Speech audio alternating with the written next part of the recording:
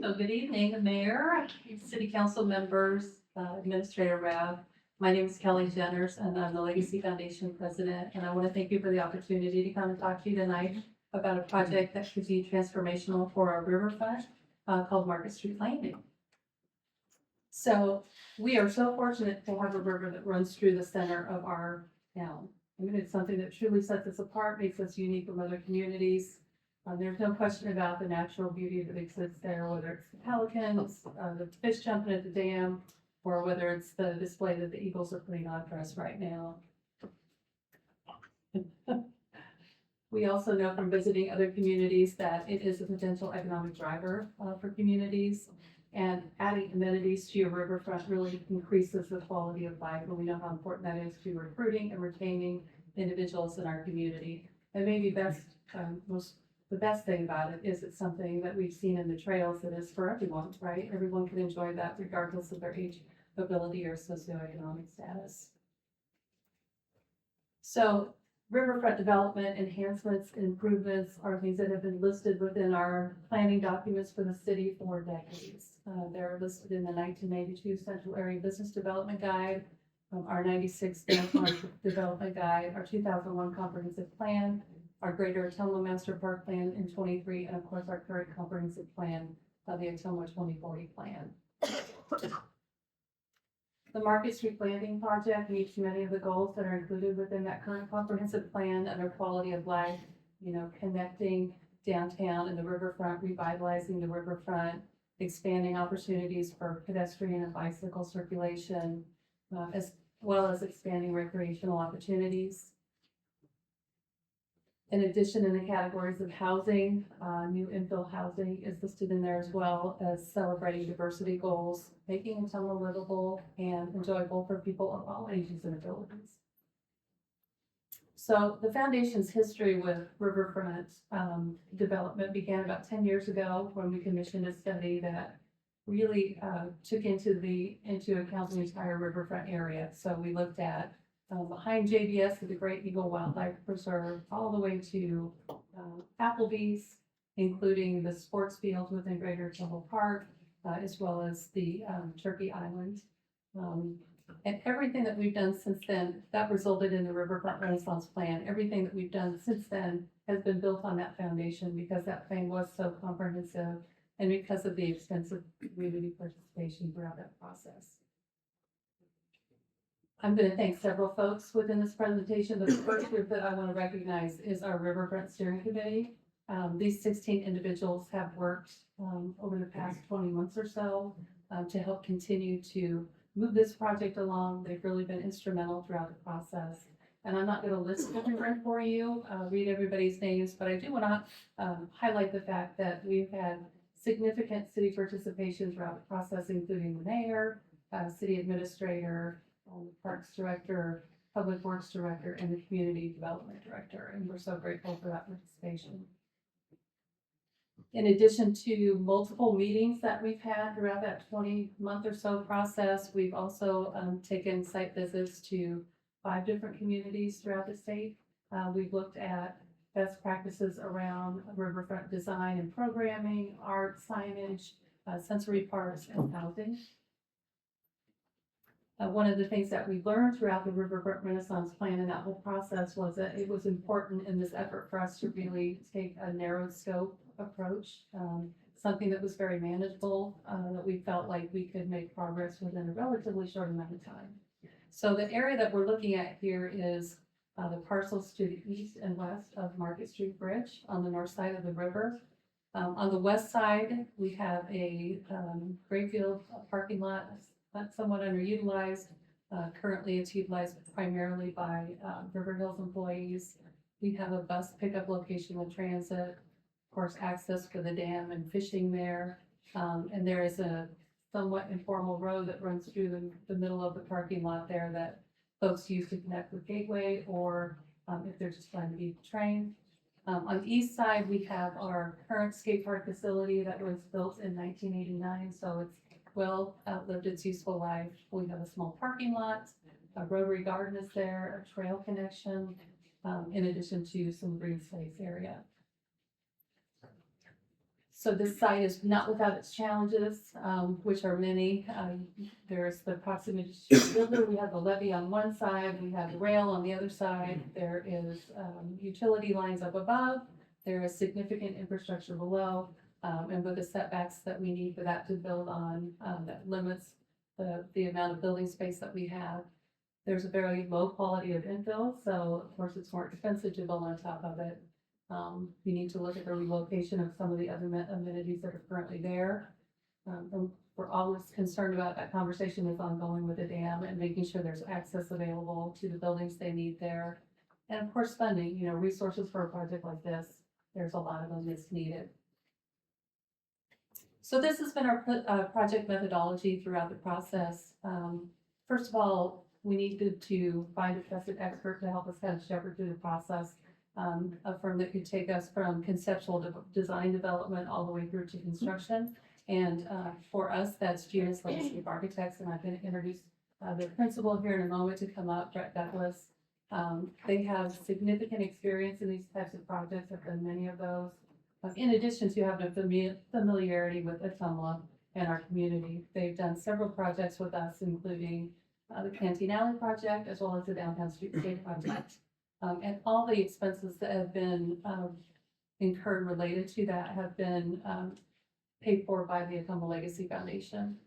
The next thing, and I've already talked about these folks, is creating the Riverfront Steering Committee was so important. Those folks represent stakeholder groups and organizations from across our community. They have helped to inform the design, look for resources for the project, and just integrate those partnerships that are so important in a project like this. Studying the site was something that was critical because we knew there were a lot of different things going on there. And probably the reason that the planning has taken so long, about the time we thought we were done with studying the site, something else would pop up and we'd have to go do something differently.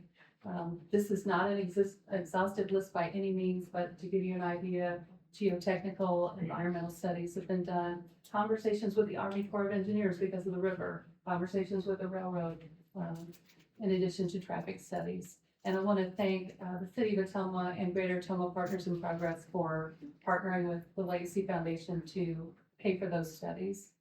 And then finally, just developing those guiding principles. What are the touch points that we want to reach, the milestones we want to reach as we're planning for the future, while at the same time being opportunistic.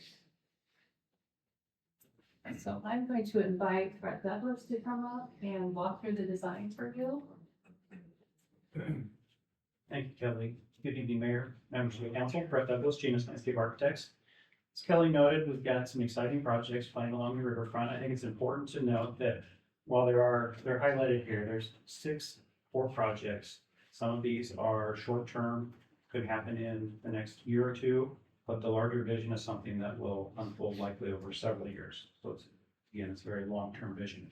Projects that we'll walk through with you this evening are starting on the right. So we'll talk about Market Street, a gateway. Sorry, I didn't mean to point at you. Sorry. Go back one, please. The gateway over Market Street, inclusive play space on the east side of the riverfront, West Riverfront, the multi-use trail beyond that, and then ultimately housing. We do have some guiding principles, as Kelly noted, established with the steering committee. First of those is an iconic gateway over Market Street. So we want people to recognize when they enter downtown, when they leave downtown, this is a special place. We want to connect Main Street and this river district. So we want people to be able to walk back and forth safely. Right now, it's not exactly what you would call a walkable or walker-friendly environment. So we want to update crosswalks and ADA compliance and find a safe way to get across the railroad tracks. Seamless integration across that Market Street, right? We've got a great trail system in Ottumwa, but how can we get people across using that trail across Market Street safely? A meaningful connection to the river, like all of these projects compiled, will take us to that environment where people can reconnect with the river, get down there and have an experience that right now maybe they cannot. Certainly embrace diversity, find inclusive nature for everyone. all ages, all abilities. Urban housing, right? If we layer all of these pieces together, we can find a way to hopefully attract a developer that may want to develop housing on this project site. So the first project is Market Street. This really starts at Main Street. It's not proposed to be a full reconstruction as we did Main Street. This is really focused on the improvements that enhance walkability. So we're shortening some crosswalk distances, adding a little bit of plantings, a couple seating areas, enhancing lighting if we have some issues there. And that circle up there where across the railroad tracks is where our core focus is.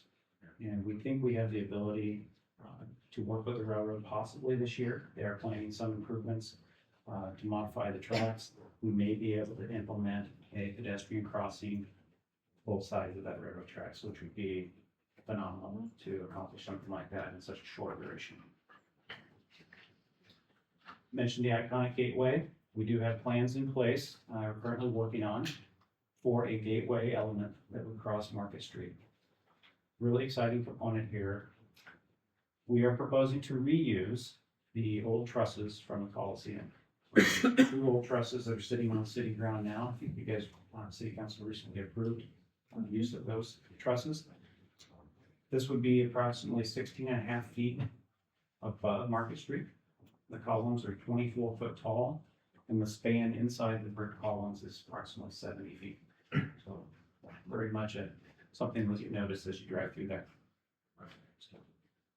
It also incorporates public art. So we've been working with Hildy DeBrun, public artist in Iowa, to come up with these tile or vitreous glass art panels. They're about 10 feet high, and those would occur on each side. So we have 2 on the north, 2 on the south. And going from left to right, we've got one that embodies growth and optimism. The next one is City of Bridges and Transportation, Civic and Government, and then last, ecology and fishing, certainly important to the riverfront. Really excited about these pieces. Here's a view of what the gateway piece will look like in the daytime. We've chosen materials that pay homage to the local architecture along the riverfront, so our brick is closely matched to the brick that's used on the dam structures. We have precast material down at the base. You see the artwork there. The trusses are stainless steel letters that go across on both sides of the truss. So it should be quite visible, low maintenance, certainly at the forefront.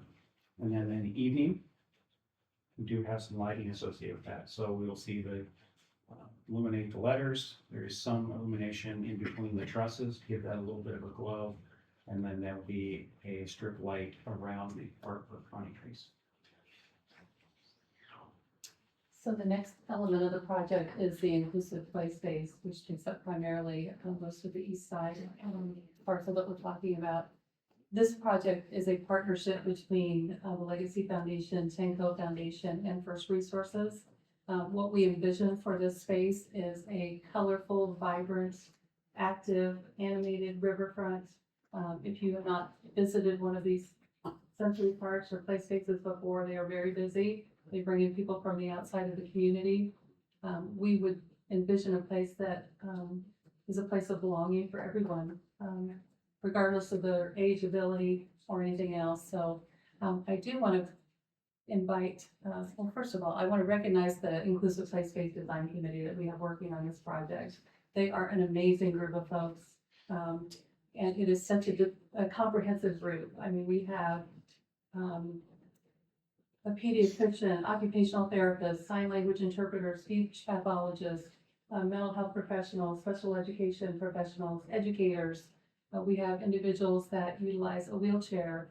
We have family members of folks that have intellectual or physical disabilities. So it's a very comprehensive group of folks that are putting together the best plan that they possibly can. And now I want to invite Susan Woodford, who is the Executive Director of First Resources, to come up and give her thoughts about the project.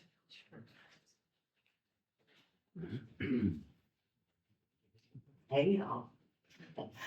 Mayor, thanks for having us. This concept actually originated. We have an advocacy group in southeast Iowa, and it started, with Cindy Kurtz Hopkins and some of the individuals that we serve. And we talked about, what do you need? What are you looking for? One thing is they said we have no place to go that's accessible where we can be a part of the community. And it was really loud and clear. We go out, we do community integration, right? We want our folks out, we bring productive members of society. We want folks working, folks playing, we want to be a part of the community. And what has happened is they love going to all-inclusive play parks, but we have to drive to Pella, or we have to drive to Des Moines to go and access a park. And so one thing they brought up is there something we can do? And I'm like, oh, sure, it's good, it's easy. Well, what it will do is, what we see is, just like our communities going into other communities, it's bringing folks into the community. It's an attraction to the community that will help sort of highlight Ottumwa, and all the great things that Ottumwa has to offer. We want to be a part of that vision that you saw tonight.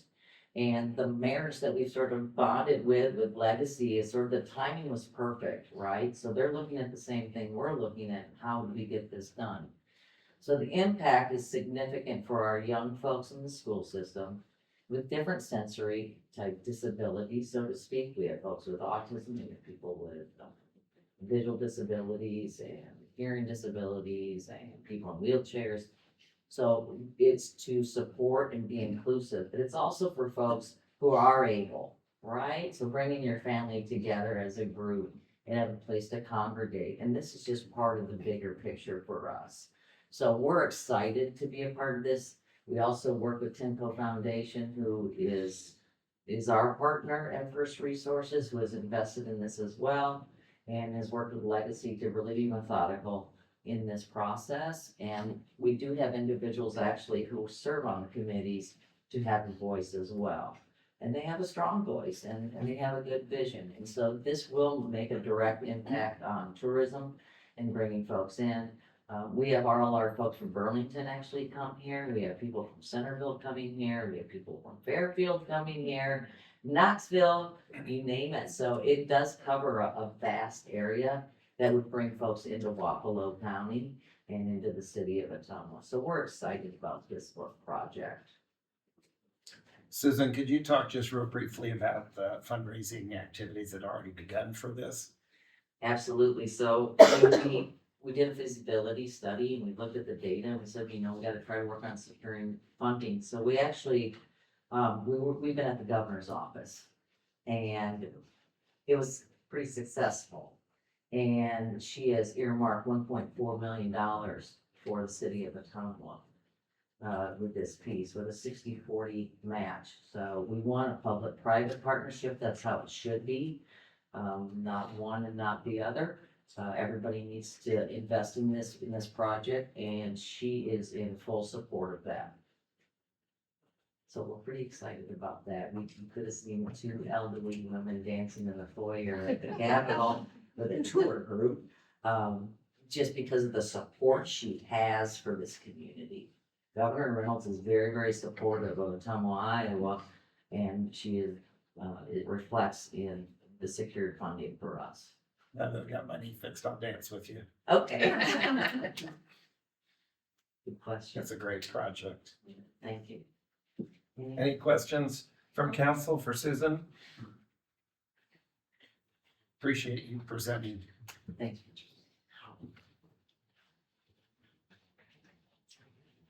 So looking a little bit deeper on the playground project, it is not designed yet, but we are working with the committee. And a couple of key pieces of this, we are going to make every effort. We're going to save the Rotary Garden, so that is not impacted. I think that's an important piece of this. The trail will still go through the site and be enhanced and get us to a place on Market Street where it should be more safe to cross. Could you raise your microphone just a little? Is that better? Yeah. Thank you. So again, as a placeholder for the design, you see blue color area up there. That is the playground surface. So we have 2 zones. One for the older kiddos, your 5 to 12-year-olds. Another area likely for your younger toddlers. We'll have shade. Should be a comfortable environment for the kids to play, comfortable environments for the grandparents, parents to play. We have a new parking lot that would come off of Market Street. That's the parking there, accessible parking. Over on the east side, we've got a proposed zone for school buses to pull in off the road and park and a safe route from that parking area to the playground. We do have a proposed restroom and shelter area. Not designed yet, but they're having a lot of discussions. We know that safety is very important, right? So we want a little bit of lighting so folks feel safe here. There's certainly going to be some more eyes in the space. Low maintenance is important. We've got to discuss all the things like walkable restrooms and got a fair amount of native landscaping proposed here. So we're thinking about, long-term impact on the Parks Department and city staff and resources. You see that it's visible. This is kind of looking above Market Street. Again, we don't know what the playground equipment will be. We'll be at that phase here in a few weeks, but possibly something with is a little bit vertical, so you can see that as you drive across Market Street. Coming in from the east side down the existing trail, you can see the native landscape and the view over top of the playground. You're down at the river. All right, so we're going to jump across the river to the west side. West side, again, is more of the longer term vision, and so slightly more confusing in how you look at this. It's broken apart in this presentation as two phases. So we'll talk about the first phase here. Proposed is to take away, remove approximately the first third of the municipal parking lot on the east side. And that's to open up a trail connection there to get you over to Market Street. But we really want that view and that user experience as you come into Ottumwa, not to be one where you're looking at bumpers and cars there. Have some native landscaping. The Boki Drive or Boki Boulevard will remain where it's at today. And we focus our attention on the south side of Boki Drive to the river wall. So that area would get improved. New trail, seating zones, enhanced landscaping, lighting. That's really where our riverfront trail would pass through this end of the site and ultimately connect up to the west edge. And the idea here is that if we can implement this, right, we're taking it one step forward, making it a lot nicer, and we don't have to modify those improvements on phase two. So these dollars spent would remain in place. Jump to the next slide. So as we look the full build out of phase two, we would take Boki Drive and shift it up to the north. So that would go around the north edge. We would have parking integrated on that roadway, and the space between Boki Drive and the riverfront edge that we just created in phase one would become a combination of open space and, we hope, housing. So we've got a couple of sites that through our due diligence process we believe can be built upon. And so all of this again is layering towards, we have some development sites. If we can get the right type of improvements in place, we feel they're a catalyst for housing happening. And this will just walk through a few images of what that phasing can look like. See, we can see green space in front of the dam building. Overall area of phase two with housing. This shows the phase two build out, and the housing is not designed. It could be any of a number of types of architecture and styles.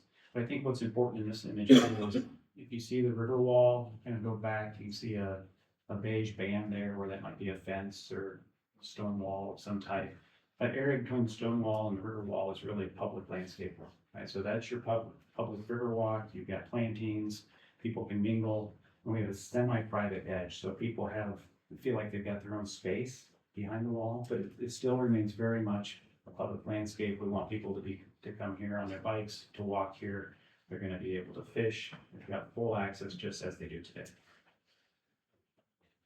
Edge of the gateway looking west on the site into the riverfront. And lastly, the last project I mentioned on the very first slide is making that trail connection over to the trailhead, right? That really completes everything. If you can ride your bike or walk clear from the east edge all the way over to that west edge, it'd be quite nice. So the last area I want to address is the skate park relocation. And I first want to recognize our Wheel Sports Steering Committee. These folks have been just like so helpful throughout the design process. They have, informed the design, working with Spawn Ranch, who's our consultant on this project here, helping interpret the data from the community surveys, which we did, and help choose the preferred location for the relocation. So the new park would be located in Sycamore Park, to the north of the new sports center, nestled between the sports center and the levee there. This location gives us the opportunity to leverage some of the other resources that are already there, like the parking lot, the shelter, water fountain, things like that, that we can utilize. In addition to that, it allows us the opportunity to just keep expanding on that idea of a recreational hub in that area. So families can bring their entire family, and they can access multiple recreational amenities in that space. So the new design here, the all-wheel sports park, and you'll hear me say that interchangeably with the with skate park. I know we all know it as a skate park, but we have to remember that this is a facility that you can roller skate in, you can use a scooter in, you can use a wheelchair in, you can use a skateboard, and it's really all non-motorized field sports. It will be a 10,000 square foot contemporary concrete layout that features ramps, pads, rails, and steps, as well as multiple horseshoe bowls. It will accommodate all different skill levels. And probably the best thing about it is a facility that can be utilized all throughout. So you can have many people utilizing it at the same time. And so I've asked one of our steering committee members to come up, because I think this is one of those sports that, doesn't always get the recognition, sometimes always forgotten. So I think it's interesting to hear a perspective from someone who would utilize the facility. Good evening, council, mayor. This project and being a part of the steering committee has given me a lot of time to reflect on my younger days as a skateboarder. Got my first board when I was 3, and you couldn't get it out from under my feet. And try not to get emotional, but I had a best friend that lived right next door to me, and we had other buddies that lived in the neighborhood. We would all skateboard together. It's one of the most positive, most influential groups that I've been a part of in my life, and 2 of those friends still remain my best friends to this day. And my primary best friend, don't tell the other one, he had a lot of, financial backing to pursue what he wanted to do. He was All-American in lacrosse. I wanted to do that, didn't have enough money.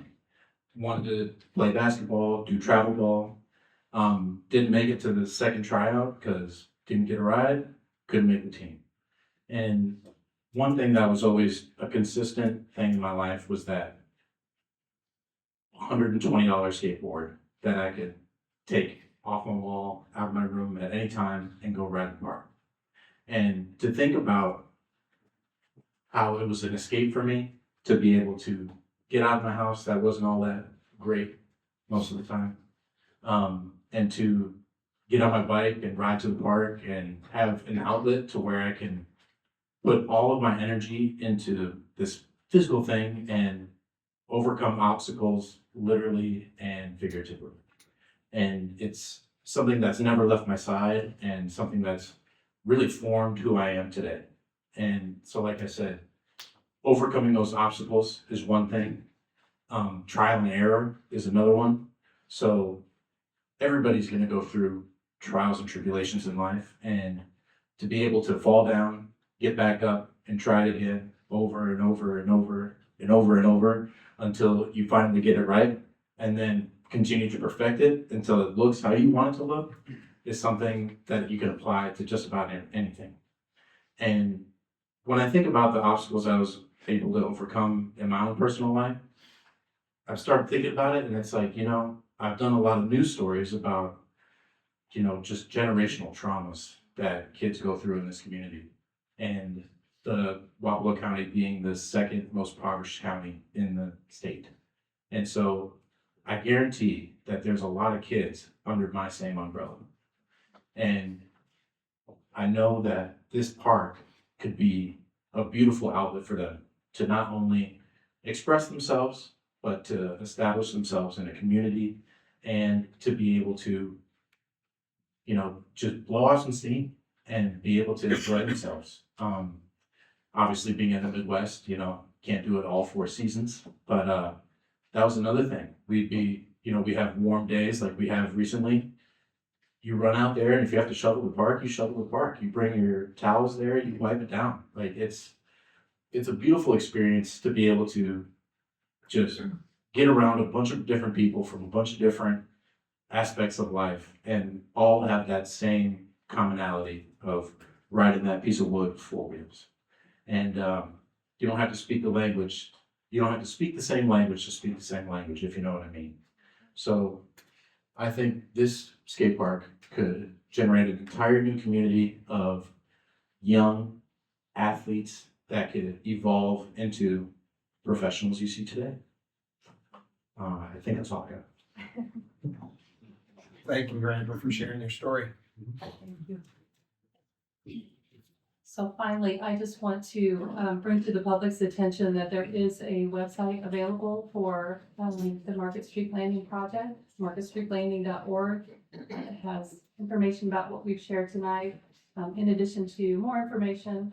If you're interested in being a part of any of those projects, if you're interested in supporting any of those projects, you can certainly access that website, or I have my contact information up in the corner. So thank you so much for listening.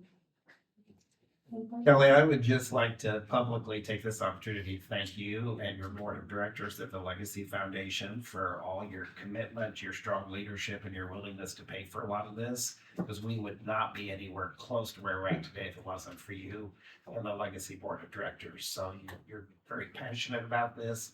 You've never gave up, and I just want you to know that we really, really appreciate everything you and your board has done to make this become a reality. Thank you, Mayor, and thank you for your participation throughout. Anybody have any questions for Kelly? It's a great presentation. Thank you. Thank you.